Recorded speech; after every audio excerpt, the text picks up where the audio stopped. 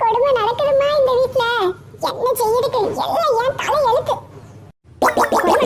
என்ன கொடுமை பண்றாங்க உன்னோட மாமியாரும் உன்னோட மாப்பிளையும்? வீட்டை தூக்கணுமா, பாத்திரத்தை கழுவணுமா, என் துணியை நானே துவைக்கணுமா, போதாத குறைக்குமா, சோத்த பொங்கு ரசத்தை வையின்னு ஒரு சொல்லி டார்ச்சர் பண்றாமா.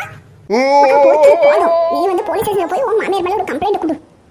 எத்தே மர்மலே கேட்டியா? என் மவள அவ மாமியார் கறி ரொம்ப கொடுமைப்படுத்துறாளாம். பாத்திரம் துலக்க சொல்றாளாம், வீட்டை தூக்க சொல்றாளாம், அவ துணியா அவளையே துவைக்க சொல்றாளாம்.